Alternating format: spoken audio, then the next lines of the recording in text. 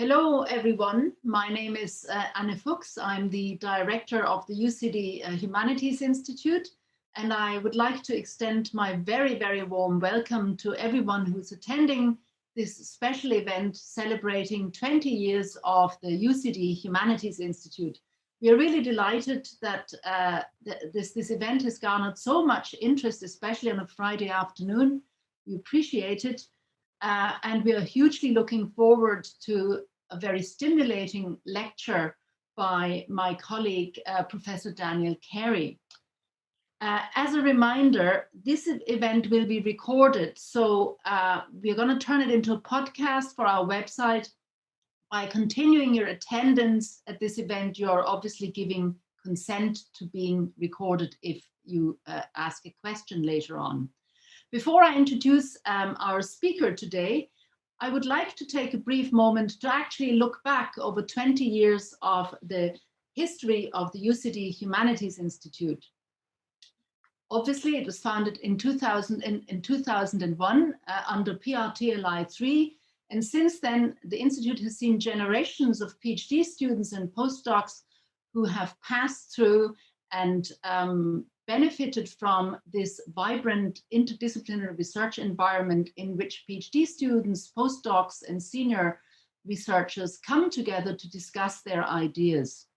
So in its 20th year of history, the Institute has now hosted hundreds of workshops and conferences and distinguished guest lectures indeed, just as today's event. And in so doing, it has placed humanities research, not just UCD research, but national and international research on the map of what's going on. In the period between 2016 and 2021, there were 4 flagship HI-funded research projects on topics ranging from comparative perspectives on Ireland and the Caribbean, modern architecture, narrative and architecture, and the aesthetics and politics of cultural memory and mediation. We also had a number of in-house research projects, all of them interdisciplinary in nature, including the Wellcome Trust-funded project on framing aging, which is still ongoing, or UCD's College of Arts and Humanities transnationalizing the humanities research strand, and our HI UCD research seed funding scheme, which is now in its 3rd years. And of course, over the years, we've also built up collaborations with external partners ranging from the IMLR in London, the Research Institute in Kyoto, to Tallinn University. And I would especially like to welcome our visiting fellow from Tallinn, Professor Marek Tam, who's attending this event today. Of course, we are very sad that this is a virtual event. We would have wanted to celebrate in person with you over a glass of wine and, of course, having conversations and all that. And hopefully we can return to this kind of face-to-face encounter in the very near future. Before concluding my introduction to the UCD Humanities Institute, I'd like to just mention that the HI has a very strong track record of public engagement and broadening the reach of humanities scholarship to a very, very wide audience. And this is particularly evidenced in the Institute's Soundcloud channel, where we attract really a global audience. We post regular podcasts, and our download figures are indeed very impressive. So we have an average of 1,500 downloads a month. So obviously this underlines that kind of engaging with the broader public is a very important dimension of our work. Here is the UCD Humanities Institute podcast download. So there are some links, our iTunes, Soundcloud, etc. And if you go up to our website, you will find it and you can kind of look at the contents. And if you are interested in learning more about what we've been up to over the past 5 years, you can also download our 5-year report called UCD Humanities Institute Achievements and Challenges, in which we review what we've been doing over the past 5 years. It is now my very great pleasure to introduce our speaker today, Professor Daniel Carey, who is the director of the Moore Institute, a similar institute at the National University of Ireland, Galway. He is a member of the Irish Research Council and serves currently as Secretary for the Humanities and Social Sciences for the Royal Irish Academy. He also chaired the Irish Humanities Alliance, which is a very important forum of debate for anybody in the humanities between 2014 and 16. His research interests focus on early modern travel, cross-cultural contact and colonialism, the history of science, intellectual history, and the history and philosophy of money, a very interesting topic. And his publications include a monograph on Locke, Shaftesbury, Hutcheson, contesting diversity in the Enlightenment and beyond, and edited volumes, for example, on money and political economy in the Enlightenment, or Richard Hakluyt and travel writing in early modern Europe, or the post-colonial Enlightenment, 18th century colonialism and post-colonial theory, or Asian travel in the Renaissance. He's also the general co-editor of the Richard Hakluyt's Principal Navigations, Voyages, Traffics, and Discoveries of the English Nation, which will come out with Oxford UP in 14 volumes. Now, I asked Dan to give this lecture today for many reasons, but above all, because he's a passionate champion for the humanities. So Dan, you're very, very welcome to today's lecture, and we are looking forward to your lecture, which is entitled The Future of the Humanities, Challenges and Opportunities. I'm handing over to you. Thank you. Thank you very much, Hannah, and to colleagues in the Humanities Institute, and many congratulations on your 20th birthday. This is definitely a moment to celebrate. There have been wonderful achievements associated with the Humanities Institute, so it's a great milestone, and it's definitely a pleasure for me as director of a sister institute founded in 2000 to record our kinship and shared mission, really. So the future of the humanities, challenges and opportunities. How much time have we got? A word of clarification before I begin. My focus is going to be not so much on prognostications in the sense of charting where the field is going to go. Much as I would like to channel my inner Alvin Toffler, I'm going to repress that today and try to think a little bit more about some of the conditions, what I would call the conditions of possibility for the humanities to continue in the future, maybe to frame it in that way. A number of my concerns will relate to research, but I will come back to teaching and to our students as I move on. I thought I would begin with an observation about the work of one of the most influential figures in research policy, Mariana Mazzucato. Mazzucato is professor of the economics of innovation and public value at UCL, and she is the author of the very influential Mazzucato report released in 2018.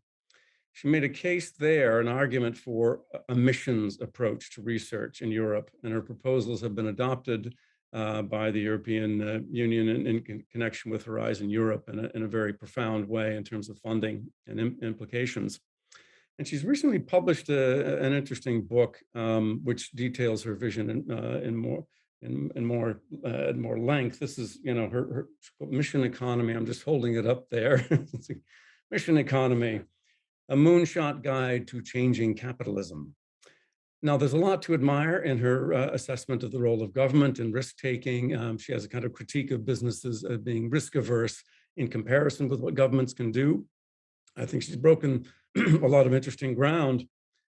Now, one of the great examples that she dwells on, and it's there in the title, is the mission to the moon, announced by President Kennedy and then ultimately achieved in 1969 with Apollo 11.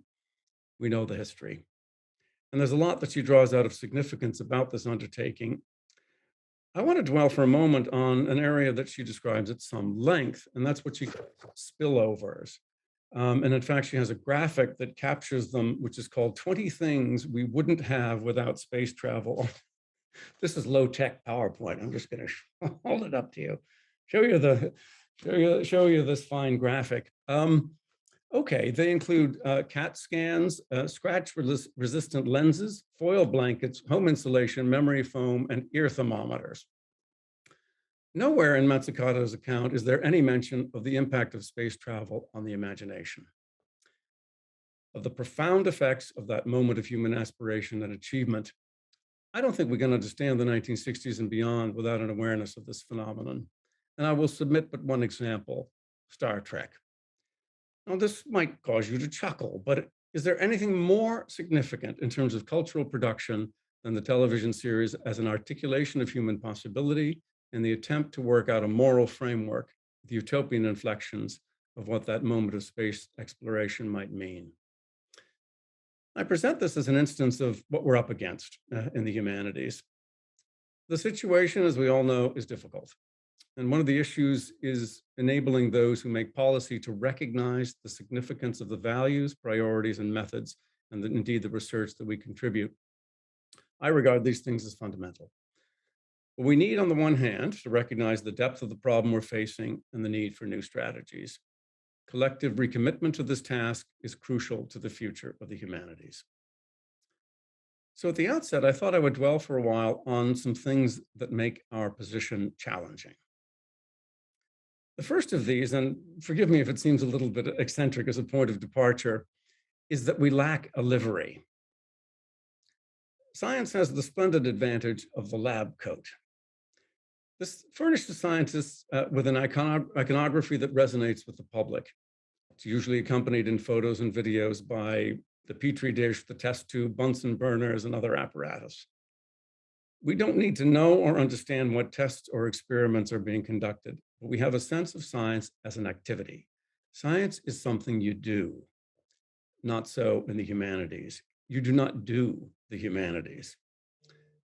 Our iconography, to the extent that it exists, is probably still the book, an image that conveys not action, but contemplation, as the mind implicitly wrestles with discursive prose or engages in forms of daydreaming and escape in the realms of narrative or verse.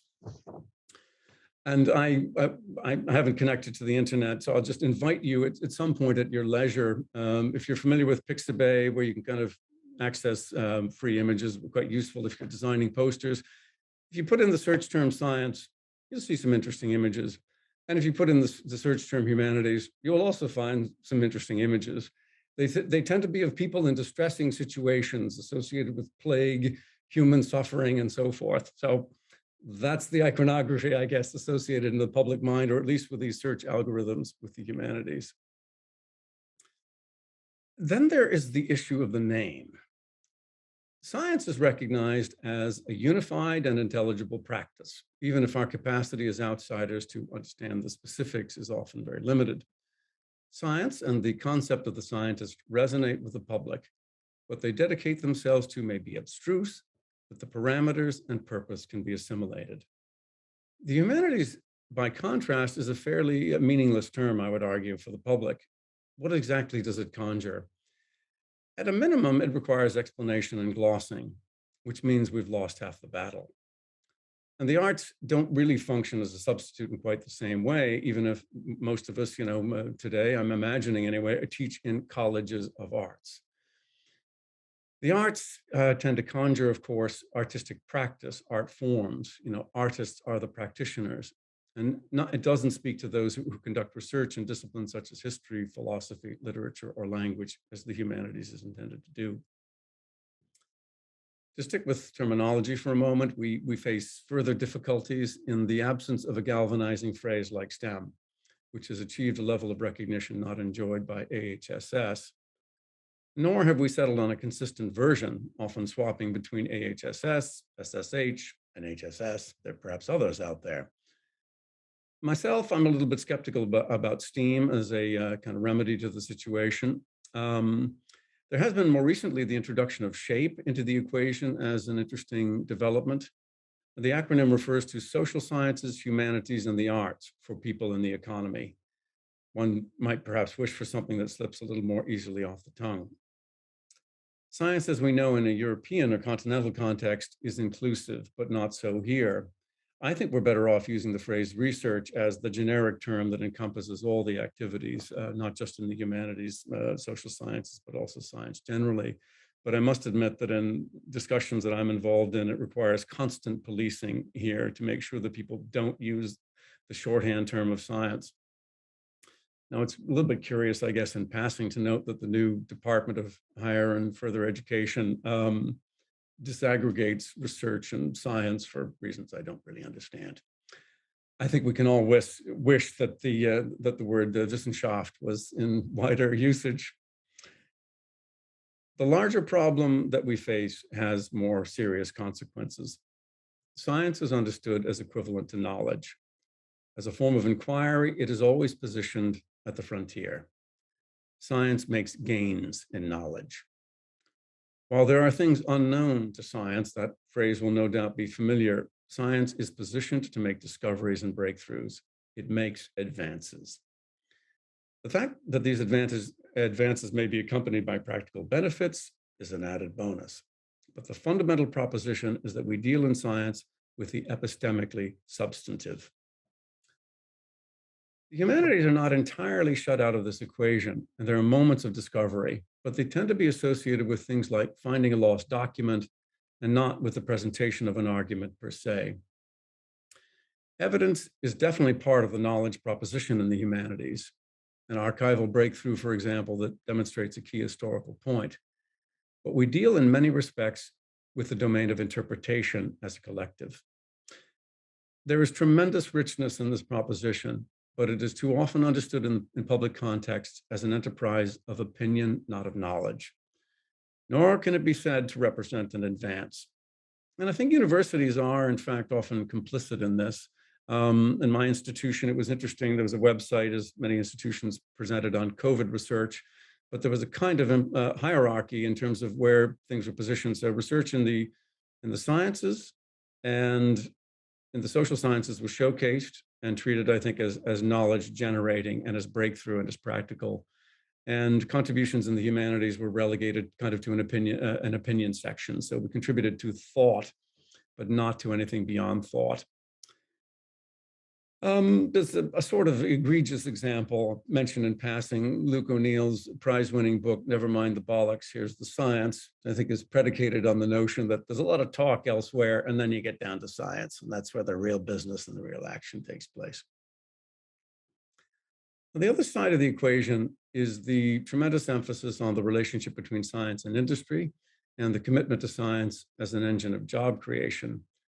I'm going to say a little bit more about that later on, but for now, the point that I want to make is that there's a set of assumptions and characterizations that has come together, which reinforces the status of science as serious and estimable, and the humanities as, well, if not redundant, then perhaps ornamental. Good to have as a kind of indulgence, but not exactly essential. We know from the severity of the funding imbalance in the domain of research that the situation is pretty stark from that point of view. With Jane Conroy and Mary O'Dowd in the Royal Irish Academy, I worked on a document recently that we presented to Simon Harris, making a case for the humanities. And we noted there that according to the most recent higher education research and development survey, the HERD survey as it's called in Ireland, 2018 to 19, humanities researchers represented 9.7% of the total pool of researchers, yet only 5% of the total quantum of R&D funding was devoted to supporting humanities research. In fact, the decade from 2008 to 18, R&D funding for the humanities fell from 8% to a total R&D of 5%, meaning that in relative terms, its allocation decreased by over 35%. Now, there's a lot more that could be said on this topic, including the fact that despite this low level of funding, Irish researchers in the humanities and social sciences have been very successful in securing international research funding. They represent 38% of all successful Irish applications successful applications for European Research Council grants. And UCD has had some remarkable achievements that have really given a huge boost to researchers in the humanities across the island. So the stakes are indeed very high. We know, for example, that the next research and innovation strategy for Ireland is being formulated as we speak. And we risk a repetition of the failings of Innovation 2020, which had no space for the humanities and national priorities, and very little, in fact, for the social sciences either. Okay, so what can we do to address the situation? How can we repair and enhance the reputation of the humanities? What case can we make? Given the scope and severity of the problem, I think we need a range of strategies. And I'll try to sketch some of them out in the time I have remaining. There is definitely work to be done. COVID is an interesting and important moment.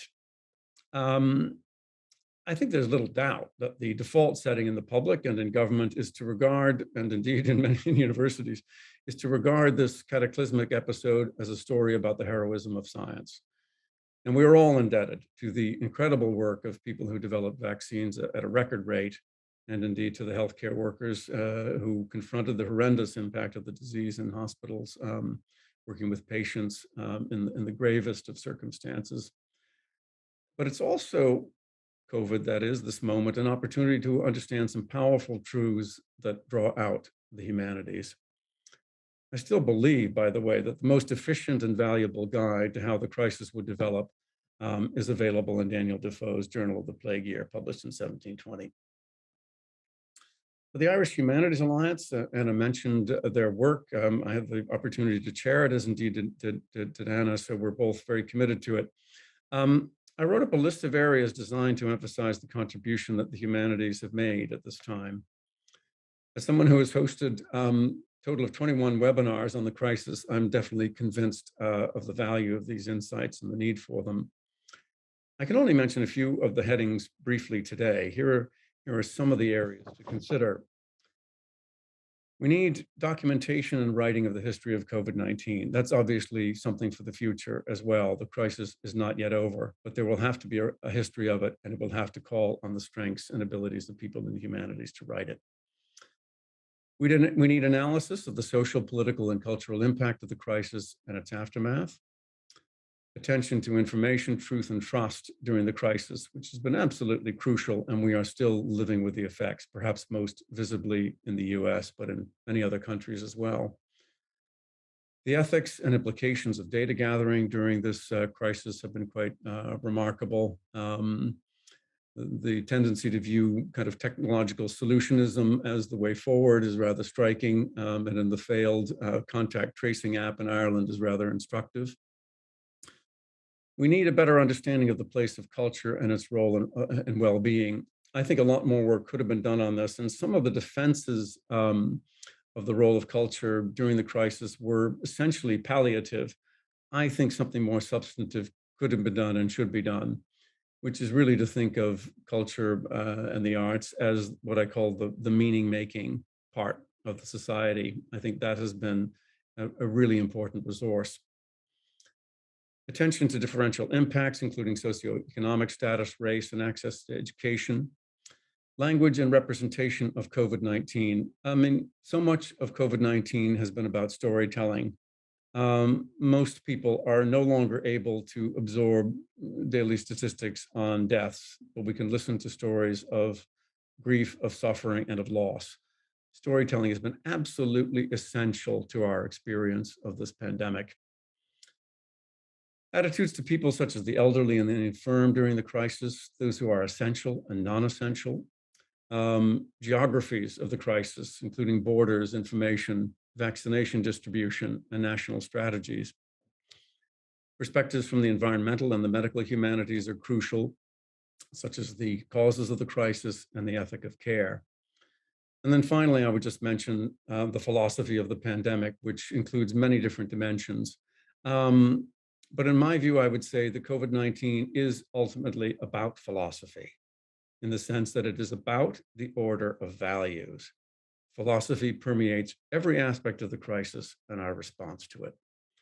So I think a kind of commitment to those areas of research and endeavor and insight is really important going forward. Well, COVID, for all of its devastating impact and ongoing impact, is ultimately a specific situation, and I think we need a larger defense of the humanities and a set of vocabularies to explain our foundations, our mission, and contribution. Now, some of this in an Irish context, I think, is about self-recognition, and not just in an Irish context, of course. But here nationally, key developments in Irish society have for many years been fostered by discussion in the humanities. These include the cultural and historical dimensions of the peace process, the referendum on same-sex marriage, the referendum on the repeal of Article 8 of the Irish Constitution, and the entire decade of centenaries as a vital source of national self-understanding and reconciliation. Current initiatives of major significance, just to mention a few, include the area of sexual consent, research on mother and baby homes, and the challenges of racism. Where would we be as a country without the work that humanities scholars do to advance our understanding of these issues? Now, one of the points that must be mentioned at the same time, I think, is that our work cannot always be pointed to in a precise and immediate way as having initiated change, but it is nonetheless essential to the conversation and equation.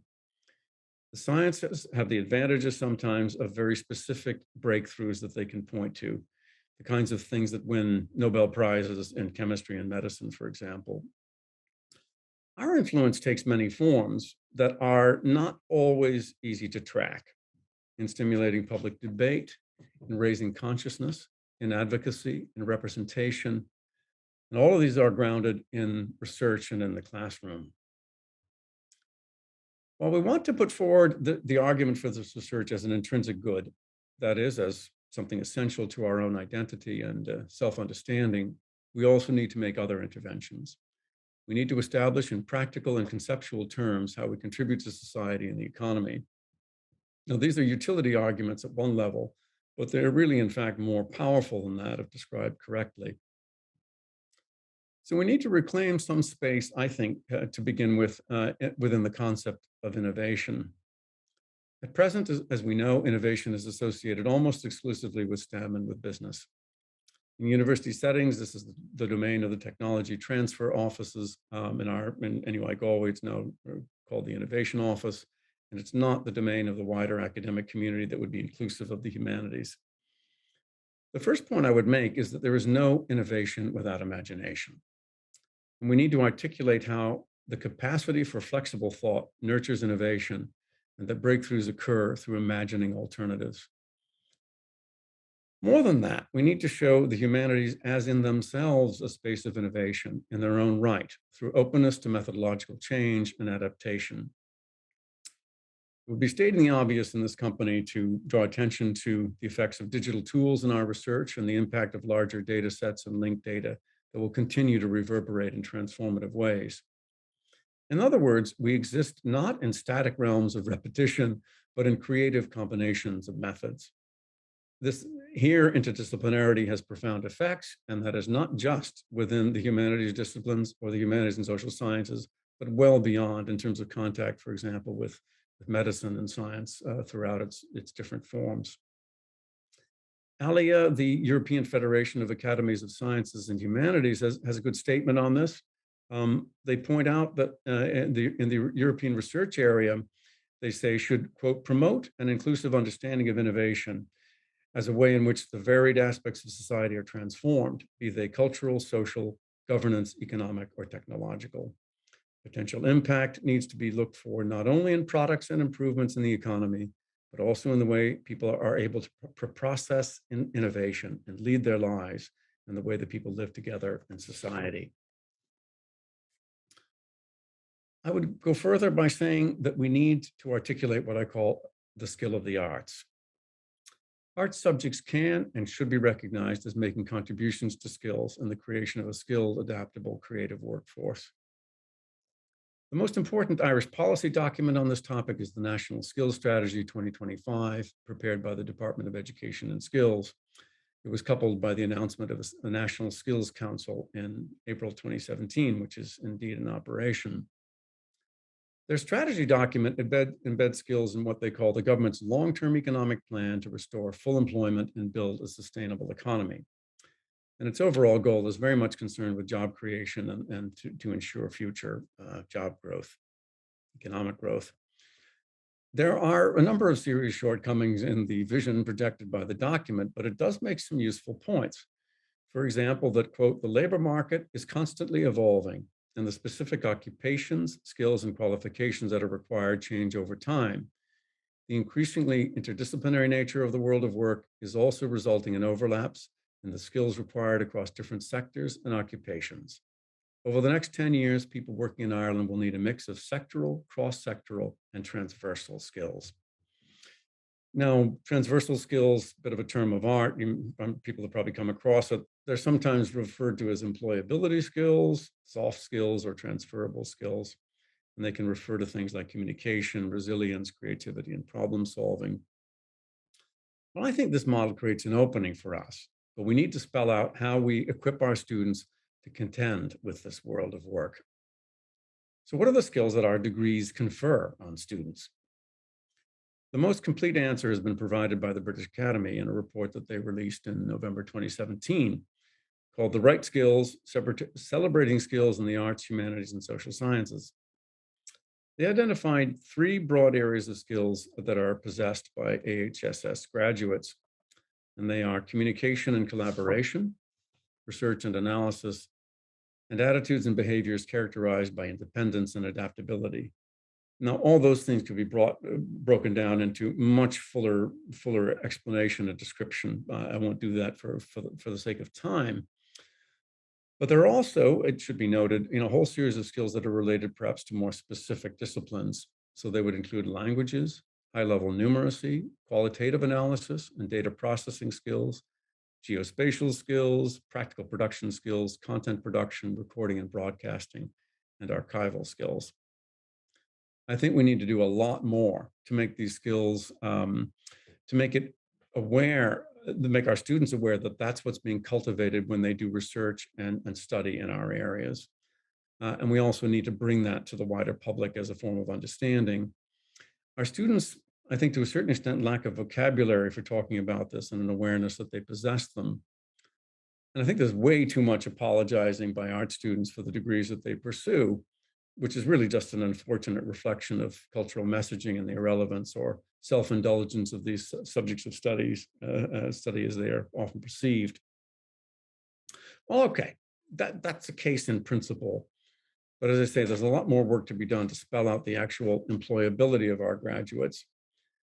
And here it has to be said that the paucity of available data and research on career trajectories in Ireland is a serious problem. I think we got a long way to go here, and there really needs to be work and support and investment in tracking the development of careers.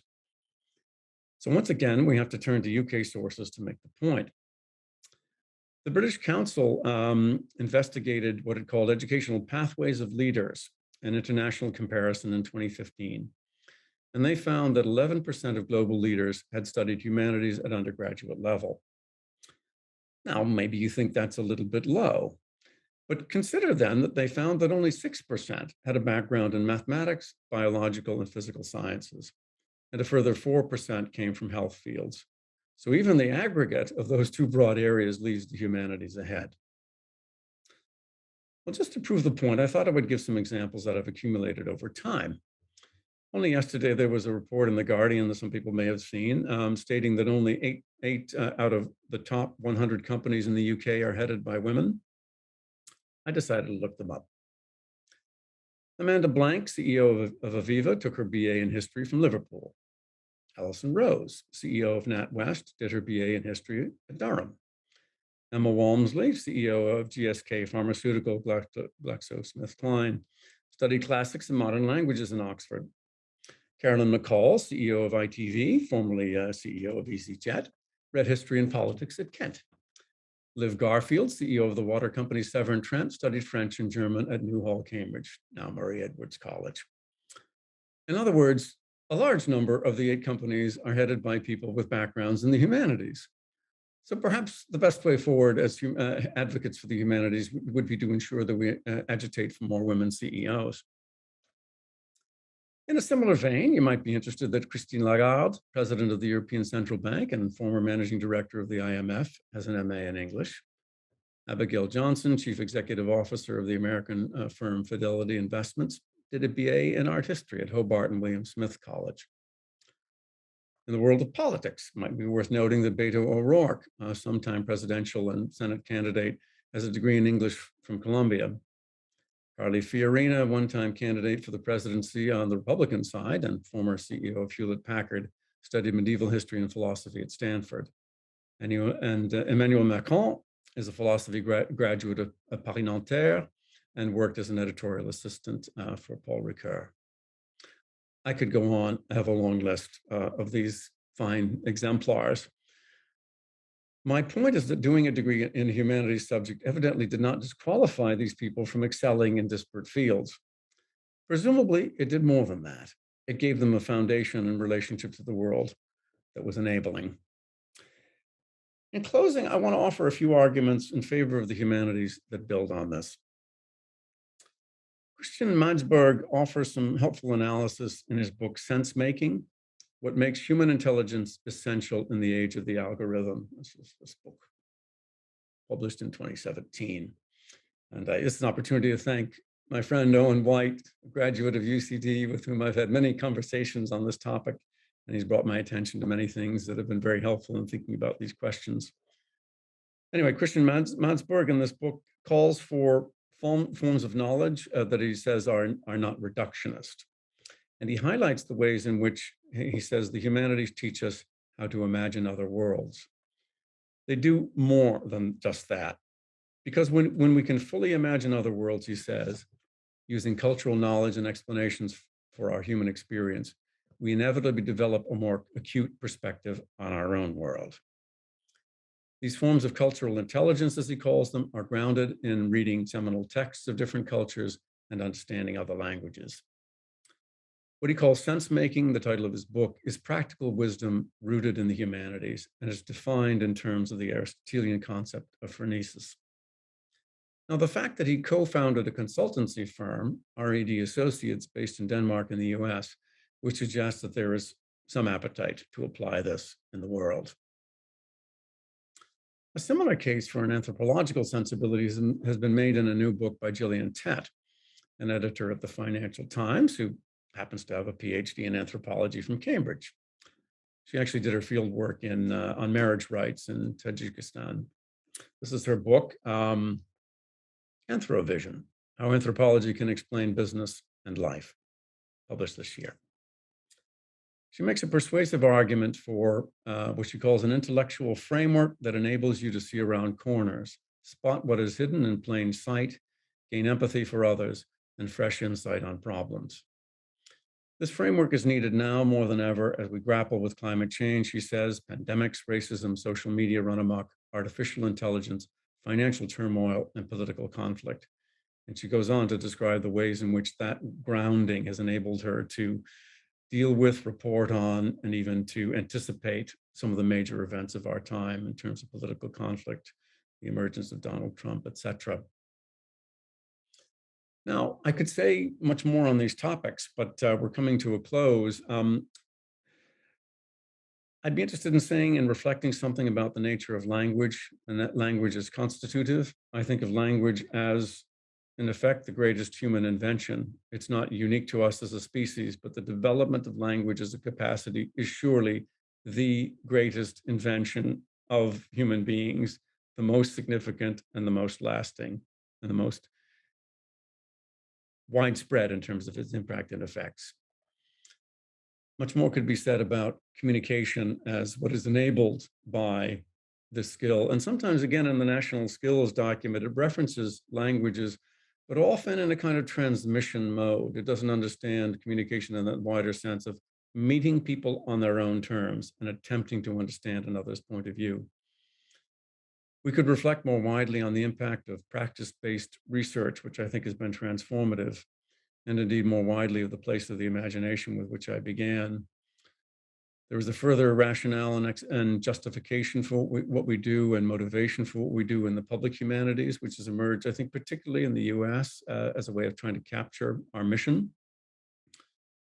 Ultimately, our shared objective is to create a more humanized subjectivity, something of even greater necessity in the contemporary world. In short, we should embrace the humanities. We should cultivate them through government policy and our educational systems and research schemes. They have and will nurture the future, not only in employment terms, but in making the country and the world a place we want to live in, one that is more fully human. Thank you. Thank you so much, Dan, for a fascinating and passionate, indeed, lecture. You are a champion of the humanities. You have been a champion of the humanities, and we're really pleased that you're here fighting our cause. We have time for questions. Now, if you wish to ask a question, please put it in the question answer section. Type it in, and we will read it out. And while you are thinking about your questions, maybe I can start by just developing an aspect of your argument, Dan. You mentioned COVID-19 as a break, and perhaps even as an opportunity. You spoke about the reordering of values, which is needed. And I think we all, when we were kind of brought to a halt, had this experience in many different ways. Perhaps we were looking more closely at smaller things, appreciating things that we hadn't noticed before. And you also mentioned the conflict between statistics and storytelling.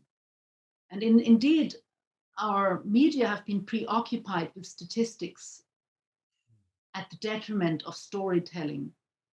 Now, I wonder, in the light of what you've said, to what extent is it perhaps counterproductive for the humanities to buy into the language of policy, a language that has been dominated by the STEM subjects and by very narrowly defined economic interests? So I'm wondering, is it really productive to adopt the perspective of, say, innovation? That's a term that's being bandied about all the time in terms of research policies, etc., or impact. Does this not really feed into a neoliberal master narrative, which has undermined our standing? That's a very challenging point, and I have probably two contradictory ways of responding to it. I mean, partly I think, yeah, I want to make the case for the contribution that the humanities can make. And I think COVID is a fairly unique opportunity. As my colleague and friend Nessa Cronin said, this is an all of society problem that requires an all of society response. And I think this is a relatively unique opportunity for people to actually appreciate that, where one can make that case without it sounding like special pleading, or you're trying to elbow your way into something that you're not intrinsically have a relationship to. So I do think that there's something there. There have been some practical occasions, particularly work that the Royal Irish Academy, for example, has done in making the argument that there shouldn't be just a chief scientific officer or advisor. There should be a body of expertise, and that expertise should enfranchise the humanities and social sciences. So I guess in general, I think we need to try to make that case. I think we should try to do it not artificially, not adventitiously, in our own vocabulary as much as we can. I think we should try to appeal to people intuitively in ways that they might recognize their own humanistic formation and the stake that they have in it. I think that would have important bearing, for example, on the successor to Innovation 2020. Now, with Innovation 2020, which was formulated when the country was in grave difficulty, and it's the shadow of the economic crisis is all over that document, but we had to live with it until 2020. The problem with it was, as I mentioned, it had absolutely no vision for the humanities. And the one thing we can be thankful for was that it was not rigorously applied. If it had been, there would have been absolutely no money for the humanities. So there's almost a kind of Leszek Kolakowski has a wonderful essay on In Praise of Inconsistency. Grown up in a Polish communist regime, you can see where he was headed with that.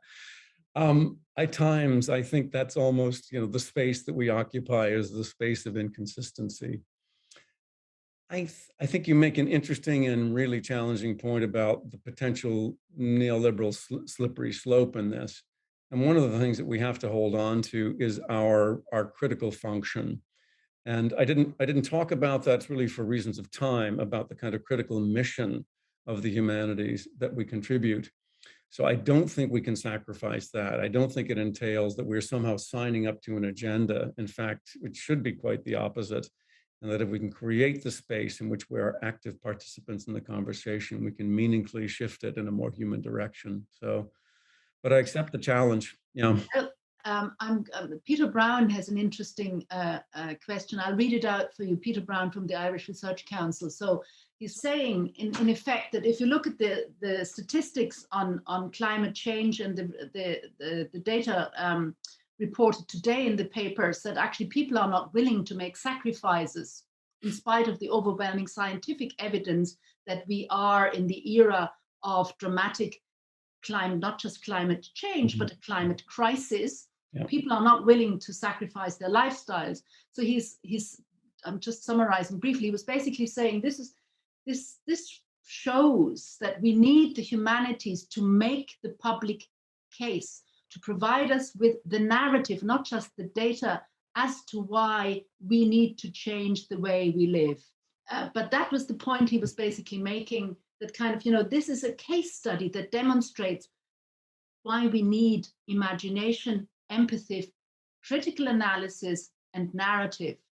And it's not good enough to bombard people with figures.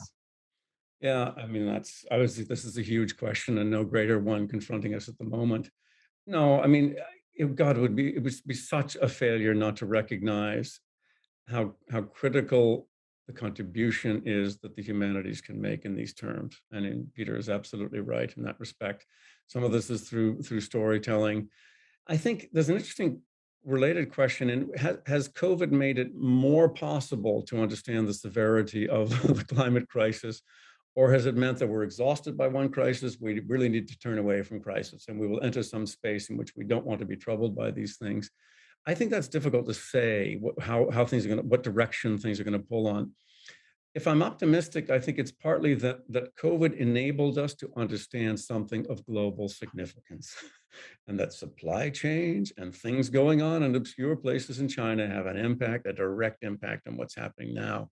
So I think it may be possible to engage people by that more fully than it has been in the past. But absolutely, and I think there's so much dedicated work going on that is really fundamental. So yeah, I think Peter is absolutely right. I have another question here by Eileen. She's writing, thanks for a thoughtful, searching talk. I wonder whether you see the recent turn to public humanities, the applied humanities, or the hyphenated humanities, for example, medical humanities, climate humanities, digital humanities, as potentially game-changing. So yeah. Is this potentially game-changing, that we enter new alliances with the medical disciplines or the earth sciences or whatever it may be, or the computer sciences? Is this game-changing, or is it, are we just, let me polemicize, are we just add-ons? Yeah. That is the question. I mean, are we turning ourselves into passengers? I mean, in a sort of, my contemplating the talk, I was sort of thinking, are we destined to sort of, be passengers on the bus? And then I thought, no, we're waving at the bus as it goes by. Maybe our situation is worse than that. Thank you, Eileen. This is Eileen Galuli, who's director of the Heyman Center for the Humanities at Columbia, and an outstanding advocate for the humanities and the public humanities. So, I mean, Eileen really, I think, would be best placed to answer that question herself. I think I'm right that the public humanities as a concept has more presence or reach in the United States than it does elsewhere. So I think it's going to be interesting to see how that concept develops. There were a number of other possibilities that she was mentioning about the hyphenated humanities. I don't think that we have to force people into that space. I think that would be wrong and improper. But I do think that there's something impetuous in a really good way.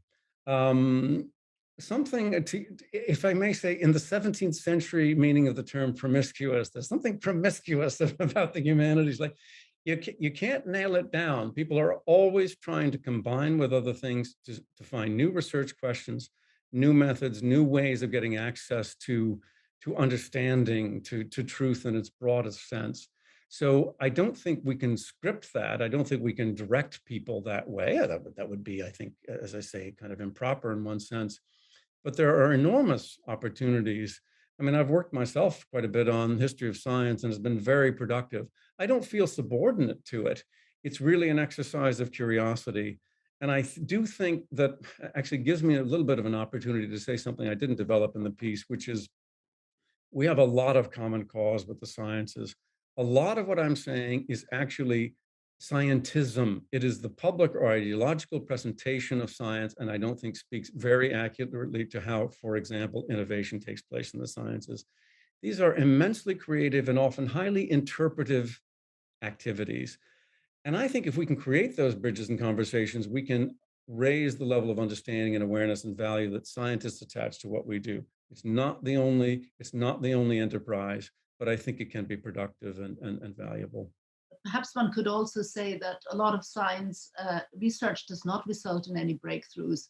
It's a kind of the science mythology that science investment necessarily produces breakthroughs. So, I mean, you know, that it has funding implications, but I'm going to take a few more questions here. So, okay, we have a question from our visiting fellow, Professor Marek Tam, who's Professor of History at Tallinn University.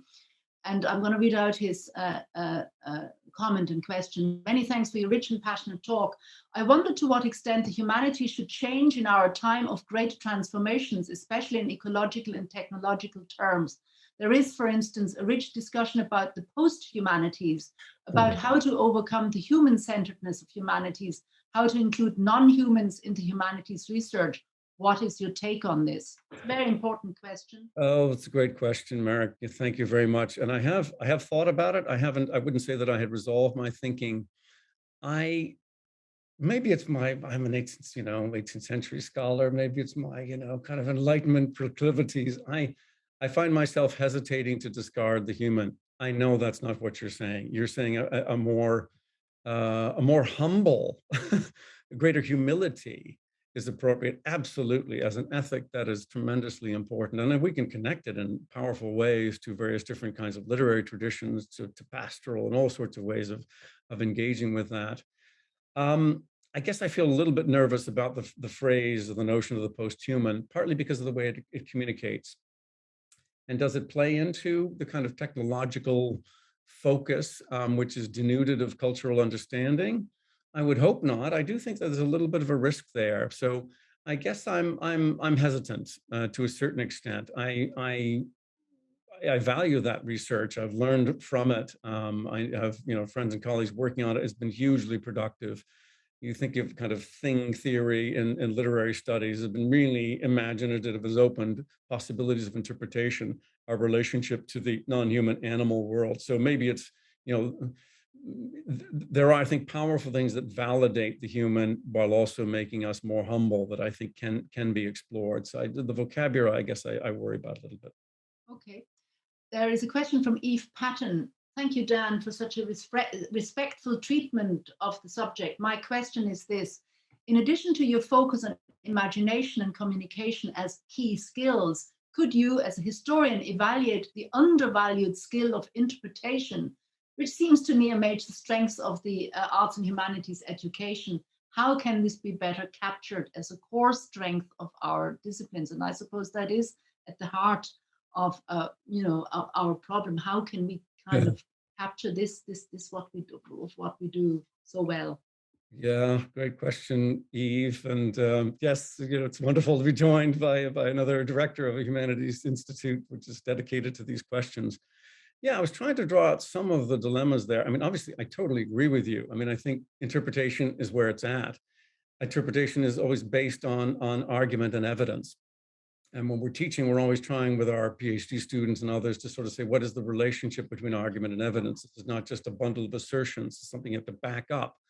So, but it's still fundamentally in the domain of interpretation where there's no settlement of an argument and there's no finality. I mean, Paul Ricoeur, I mentioned earlier, has a wonderful book called, the Conflict of Interpretations.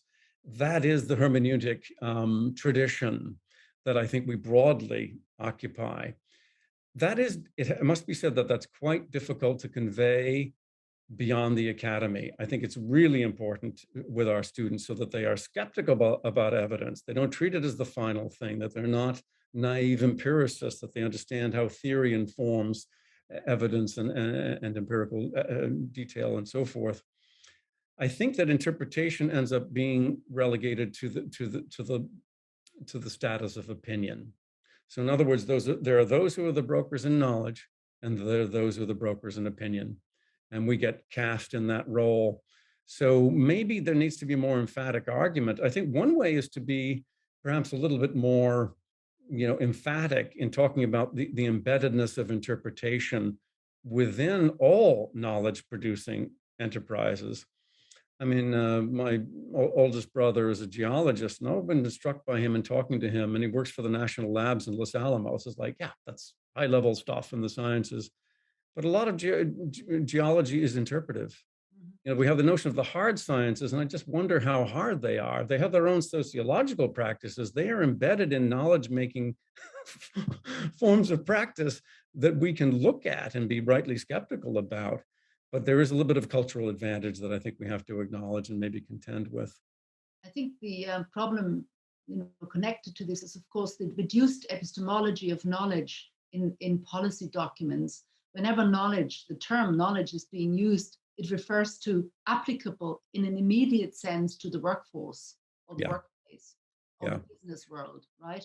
And it must have above all an economic value, and we can put a figure on that. And that is the problem. Actually, it is no real scientist would agree with this reduced version of knowledge. So I think the vocabulary does need more active criticism from our side, from our end of the table. Okay, maybe we can take 2 more questions if that's okay. Are you happy with that? Yeah. Very good discussion. So here is a question from Annie Kabaza. I'll read it out. I was fascinated by your focus in the second half of your talk on students and the skills they gain from humanities degrees. However, I'm always concerned that when we defend the humanities by talking about the work of teaching, we lean into the public perception of the humanities professor as someone whose job is teaching rather than research. Can you talk a bit about how we can raise the profile of humanities research as valuable in its own right? Okay, yeah, that's a great question. I suppose we're always, at risk of being parodies of ourselves, appearing with mortarboards and such like. That's another, there's a different set of iconography. Yeah, I take your point. I think, there are different ways of doing that. I mean, one point that I've made recently with colleagues in the Irish Research Council, we're talking about impact and the impact agenda, which I think, again, tends, as it happens, to favor the sciences and the applied social sciences. Notwithstanding the fact that UCD has led the way in that, and many humanities projects have received awards, I know, in UCD, so that's terrific. I would just say that. I think we need to emphasize that the nature of impact in the classroom is research-led. In other words, we need to understand that inspirational and powerful and impactful teaching does not occur in the absence of research. It depends on it. And I think we should do much more work to highlight that and explain that in almost every teaching situation that we get into. And I don't mean like laboriously in every single lecture you get up and you're, 200 people. But at some point in a lecture course, you should be saying how that derives from your research. In other words, that there are frontiers of knowledge that have been broken through, whether we understand these profoundly as hermeneutic and interpretational or not. So I don't know if that quite captures your question, but that's kind of my intuition, at least in partly to answer it. Okay, there's a question from my colleague, Katrina Nidul in Cork. She's writing, you've begun to touch on your remarks on the critical function of the humanities. What role do you think deliberately non-instrumental models of erudition, scholarship, and critique, which might deliberately include a measure of self-indulgence and pleasure, can play in disrupting or refusing a technocratic discourse of innovation and impact? This is right up on my street. I think this is really, really important that we kind of escape this techno-determinism, which has governed a lot of discourse about investment in higher education. So I'm over to you. Super. Thank you, Katrina. And I mean, that's very, very well put. yeah, there is obviously a kind of vocabulary available to us of the criticals, the skills in criticism and the critical perspective, which is furnished to students by virtue of our teaching and experience with them. I mean, obviously, I'm entirely in favor of that. It would be bizarre to be anything other than in favor of it. How does one articulate it in that university and in that public setting? I think there's some interesting kind of, slight hurdles to get over. I think critical is understood to be negativity, and that to widen the set of possibilities is to complicate them to such an extent that they can no longer be assimilated. We've obviously got to get beyond that, because we're simply going to fall for traps that have been laid for us in various different kinds of ways. I mean, what's more important at the moment than, certainly in US politics, than QAnon conspiracy theorizing? How are we going to address that other than through critical analysis, intervention, assessment of evidence, and interrogation? How are we going to do that otherwise than that? So we have an absolute commitment to that for our own sake and our own well-being. So I think we need to kind of find our way to something which states that imperative. Sometimes it's done in terms of critical citizenship, and that's an interesting notion itself. I'm obviously very much in favor of that. It's probably worth mentioning, at the same time, that the defenses of the humanities in relation to the enhancement of democracy are not as straightforward as they were perhaps 5 years ago. There have been changes in the world, not just in the US, but in Europe and beyond, which have made that a more challenging argument to make. I'm still committed to it, and I think those of us who live in deliberative democracies need to articulate the value of precisely that kind of commitment to discussion, to argument, to debate, to reasoned contributions, to ones that are based on evidence and to well-constructed arguments. But I think the stakes have been raised in different ways in the last, during the COVID crisis and prior to that, and during the Trump presidency. We see the effects in Ersatz Trumpism in the UK. So it's with us in powerful ways. Okay, the chat function is full of very good questions. I'm going to take two more, if that's okay, and then we'll come to an end. So this is now random because I'm not able to read all of them. Yeah, Eric Sandwise, a great talk, Dan. As someone who studied and worked in multiple national contexts, would you say that Ireland, with its contained scale, still allowing for national conversations, and with its still recent sense of itself as a political entity, is a particularly fruitful ground for the humanities?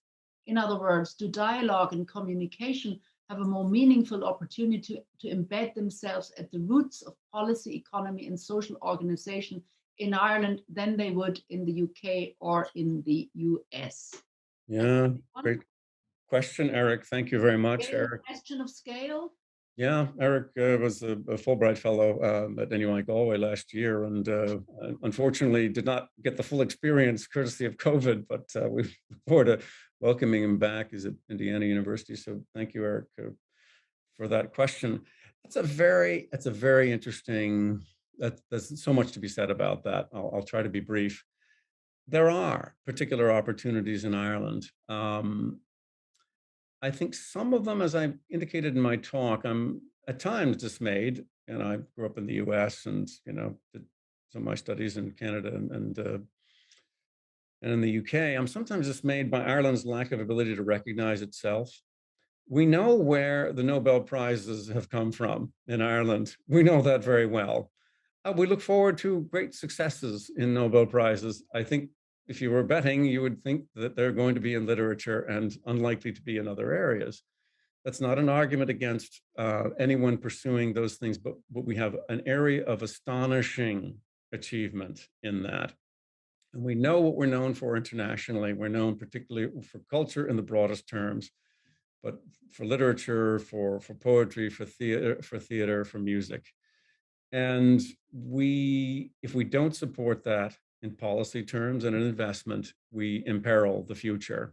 And it's not just because we're good at it, it's because there's something that's really been contributed to the world by this. I mean, think of the number of times that Yeats was quoted, in the last few years. I'd say his citation indices are right up there.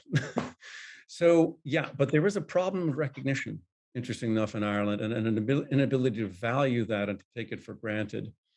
In terms of the specifics of entering the kind of policy domain, that's a large topic which has been addressed recently in a collaborative project, a research for public policy by the Irish Research Council and the Royal Irish Academy. And there is an interesting and valuable document that's been produced by Mary Doyle that I was able to participate in.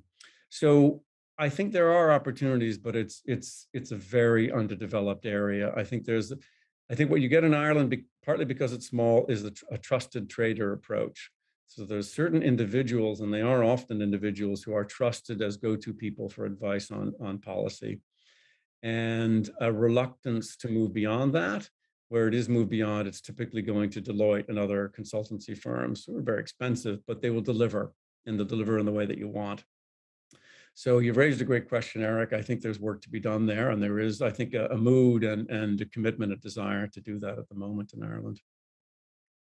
I'm going to conclude the chat with Mary Canning, the president of the Royal Irish Academy, who I'm very happy to say has a background in the humanities. And I'm going to read out her comment. Thank you, Dan, for a fascinating lecture. You're right when you state that there was no attention to humanities in the last innovation strategy. It is now urgent to make the case for the humanities as new strategies for research innovation are going forward. It may be a useless exercise to try to make the case on economic terms. It would be better to focus on what you talked about, for example, the value of philosophy, ethics, and so on. The Royal Irish Academy will continue to make that case, and I would welcome hearing from you and me and others what we think would be a good way to feed these points into those who are going to make decisions on the next strategy. So that's a big challenge and a big task, Mary, that you have given us here. Mm-hmm. I actually, can I say something before I hand over to you? I think what's come up from this discussion is very clear, in the sense that what you've said is that kind of our business is hermeneutic, and it is about perhaps conflicting interpretation, but about the business of open-ended interpretation against the naivety of data. And people confuse data with fact. That's the world how it is. It's not. It's not. And COVID is a good case study in this regard, in terms of all this confusing data that was thrown out and had to be corrected and so on. So I think this business of open-ended interpretation against the utility argument, that came out as a strong line of argument in favor of the humanities in your talk. But I'm handing over to you. Yeah, no, thank you very much, Mary. I mean, I think that's clearly one of the long-standing missions of the Royal Irish Academy is precisely to create the spaces in which those conversations can take place. And where there is, and I should have mentioned it really, of course, and really in answer to the last question about, that's something the Royal Irish Academy, I think, has had a unique role in doing, because it's trusted as a body. It's not single individuals are trusted. So there's a really important commitment there. I mean, I guess I take it that you're a little bit skeptical about those slightly more, hard-nosed justifications based on economic value.